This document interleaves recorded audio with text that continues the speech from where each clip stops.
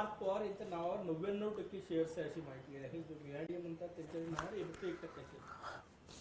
असा आहे, हा दिग्विजय पाटील याला एखाद्याला पॉवर आपण देतो बिहाफ ऑफ ओनर, त्याला ते दिलेले पॉवर आहे की तू जा माझ्यातर्फे सेलिट कर.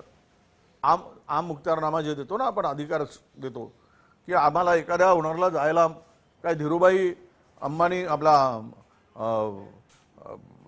गौतम अदानी आणि राजेश अदानी जात नाहीत, त्यांना पॉवर डेलिकेट केले आहेत, तेच माणसं जाऊन जमिनीवरचे व्यवहार करतात. तसंच या कंपनीच्या मालकांनी पार्थ पवारांनी त्याला पृथ्वीराज पाटील याला ते अधिकार दिले, ते जाऊन त्यांनी सेलिट केली. मूळ पैसा आला कुठून, कुणाचा आहे, कुणाची कंपनी आहे, हे कोणामुळे व्यवहार झालेत, म्हणजे त्याला सोडून द्यायचं.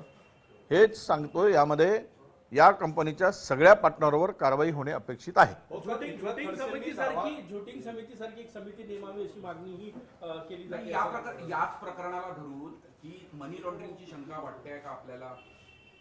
आता सरकारने शोध घ्यावा. माझ्याकडे मनी लॉन्ड्रिंगचे पुरावे नाहीत, पण एवढा मोठा व्यवहार झाला कसा, आला कुठून आलेत, हे सगळं शोधलं पाहिजे सरकारने. हा केवळ 300 कोटीचाच व्यवहार नाही, कारण सगळ्या राज्यामध्ये असेल किंवा देशामध्ये कोणीही शासकीय दराप्रमाणे जमिनी खरेदी करत नाही, हे अनेक ठिकाणी उघड झालेलं आहे.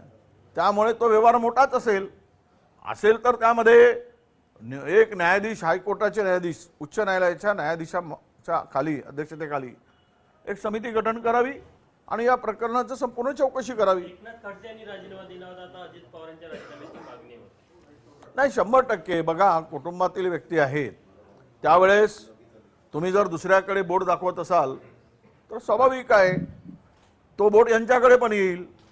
पण आता हे धाडस मुख्यमंत्री करतील का, हे महाराष्ट्रातील जनता बघते आहे. एकनाथ खडसे यांनी काल दावा केला की याच प्रकरणात ते महसूल मंत्री असताना त्यांच्यावर दबाव आणण्यात आला होता, मात्र त्यांनी तो दबाव झुगारला आणि या सगळ्या संबंधात जर उपनिबंधकाची नार्को टेस्ट केली तर सगळं सत्य बाहेर येईल. करायलाच पाहिजे, ज्या सगळ्यांचीच करायला पाहिजे. यामध्ये उपनिबंधक आहे, त्यामध्ये पार्टनर आहेत, तो तुमचा तो पॉवर ऑफ अटॉर्नी ज्याला दिले तो आहे, महसूल विभाग उद्योग संचालनालय आहे, तिथून फाईल जी गेली स्टॅम्प ड्युटीमध्ये सूट देण्यासाठी ते महसूल विभागाचे कोण अधिकारी आहेत, या सर्वांचीच नार्को टेस्ट केली तर सत्य उघड होईल. एवढा मोठा घोटाळा मीडियाने उघडकीस आला म्हणून आज माहीत झालं, नाहीतर असे किती घोटाळे. मी काल म्हणालो, परवाही बोललो, 1 लाख कोटी रुपयाच्या जमिनीची विल्हेवाट लावली गेली. 1 लाख कोटीच्या. अरे किती खायचा, किती झाला घोटाळे करायचे, काय करताय, कुठे मानून येतात जमिनी. शीतल तेजवानी हे जे नाव आहे, तिचा पती जो आहे तो सागर सूर्यवंशी आहे आणि सेवा विकास बँक घोटाळ्यात ईडीने त्याच्यावर कार्यवाही केली होती. हा केवळ योगायोग आहे का? तेव्हा त्यांना अटक सुद्धा झाली.